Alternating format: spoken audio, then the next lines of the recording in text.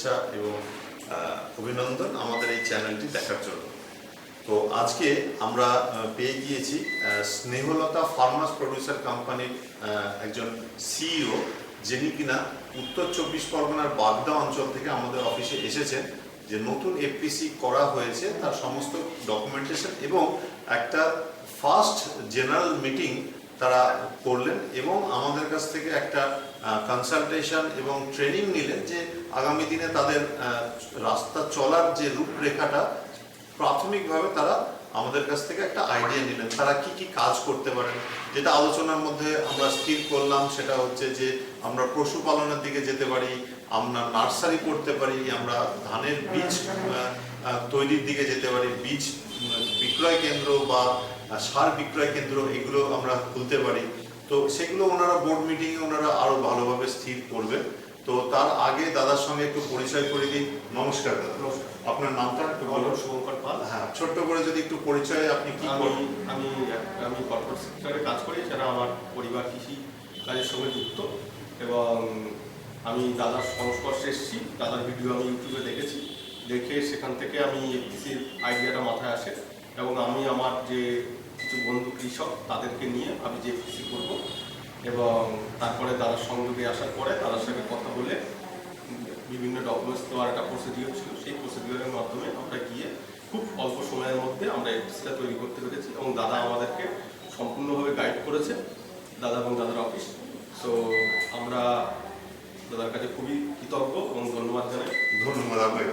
তো মেন ব্যাপার হচ্ছে এটা করতে গিয়ে আধিকারিকদের কাছ থেকে কি কত রকম সহযোগিতা পেয়েছেন? অবশ্যই সহযোগিতা পেয়েছি। মেনলি আমাদের বাগদাতে যে এরিয়া অফিসার ছিল উনি অত্যন্তভাবে ভালোভাবে সহযোগিতা করেছে আমাদেরকে করার জন্য এবং দাদার গাইডেন্সও ছিল, তো আমাদের কোনো রকম অসুবিধা হয়নি।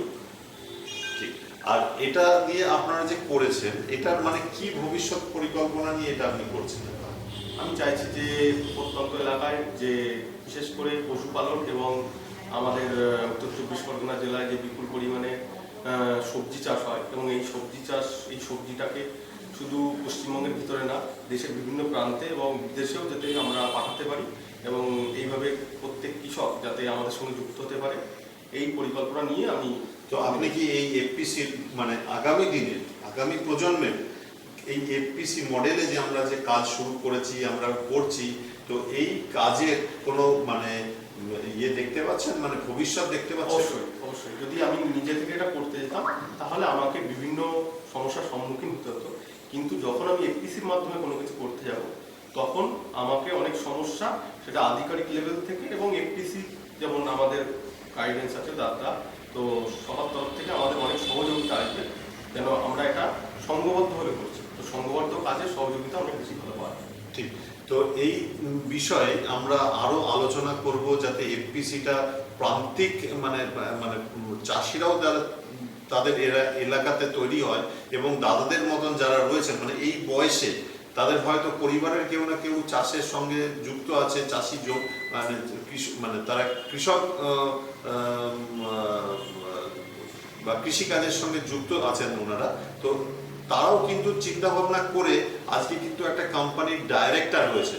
সেই জন্য আমরা এটা ভাবি ফ্রম ফার্মার টু ডাইরেক্টর, এই যে ট্রান্সফরমেশনটা হচ্ছে এটাই কিন্তু একটা অনেক বড় ট্রান্সফরমেশন। এবং সবে তো এখন মানে 2024, কিন্তু এই 2024-এ দাঁড়িয়েও মানুষের ছোট ছোট রিস্ক নিয়ে যে কোম্পানিটা ফর্ম করে তারা চেষ্টা করছেন যে অনলাইনের মাধ্যমে কেনাবেচা বা মার্কেটকে অ্যাজ এ হোল ডেভেলপ করা, এটাকে কর্পোরেটাইজেশন করা, এটাই কিন্তু একটা অনেক বড় মানে চিন্তা ভাবনার ট্রান্সফরমেশন, যেটা কিনা আজকে থেকে হয়তো আমরা 10 বছর আগেও এটা চিন্তা ভাবনা করতে পারতাম না, তাই না?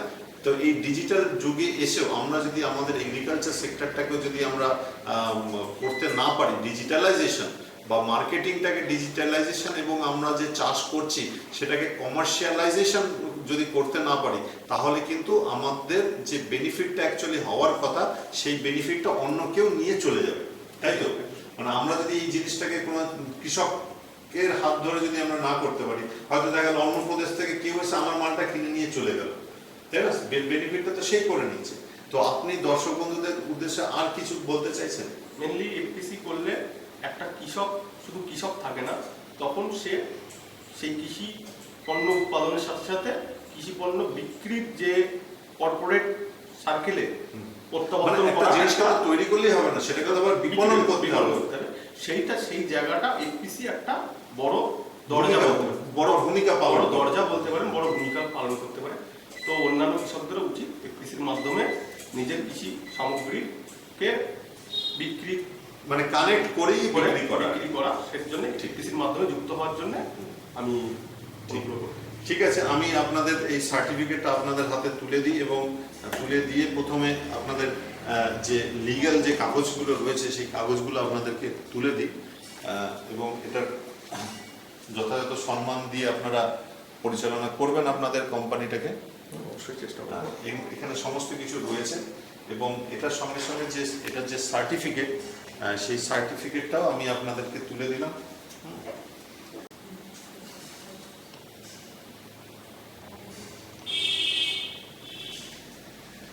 ফটো তো